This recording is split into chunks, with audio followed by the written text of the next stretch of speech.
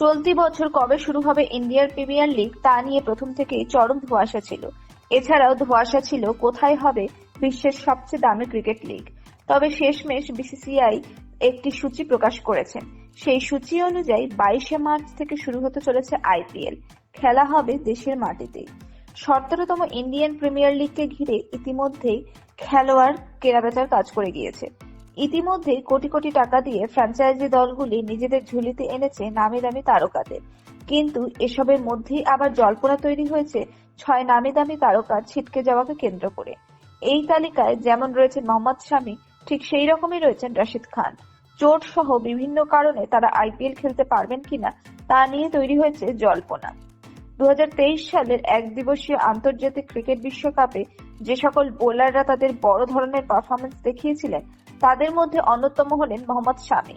কিন্তু বিশ্বকাপের পর থেকে চোটের কারণে তিনি আর মাঠে নামতে পারেননি।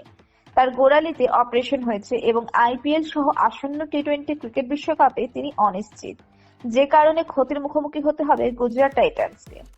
এরপর মোহাম্মদ শামির মতে মাঠে নামা নিয়ে অনিশ্চয়তা তৈরি হয়েছে অন্যতম তারকা বোলার রশিদ খান। তিনি আবার গুজরাট টাইটান্সে মোহাম্মদ শামির সতীর্থ। তার পিঠের সমস্যা রয়েছে, যে কারণে তিনি মাঠের বাইরে রয়েছেন। চেন্নাই সুপার কিংসের অন্যতম একজন খেলোয়াড় হলেন শিবম দুবে।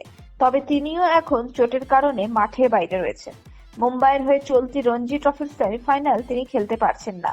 মনে করা হচ্ছে তাকে আইপিএল এর প্রথমার্ধের বেশ কিছু ম্যাচে নাও দেখা যেতে পারে। এরপর রয়েছেন অস্ট্রেলিয়ার বিরুদ্ধে খেলতে গিয়ে চোটের মুখোমুখি হয়ে থাকা নিউজিল্যান্ডের মারকুটে ব্যাটসম্যান ডেভান কনওয়ে। এই মুহূর্তে তিনি মাঠের বাইরে রয়েছেন এবং আইপিএল এর প্রথমেই চেন্নাই সুপার কিংসের হয়ে তাকে মাঠে নাও দেখা যেতে পারে। এরপর রয়েছেন ডেভিড ওয়ার্নার।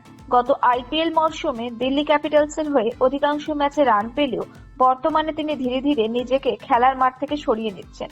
এর পাশাপাশি তিনি চোটের সঙ্গে লড়াই করছেন। তাকে আইপিএল এর প্রথমে দেখা যাবে কিনা তা নিয়ে তৈরি হয়েছে অনিশ্চয়তা। এরপর রয়েছেন সূর্যকুমার যাদব। মুম্বাই ইন্ডিয়ান্সের এই খেলোয়াড় এখনো ফিটনেস সমস্যায় ভুগছেন।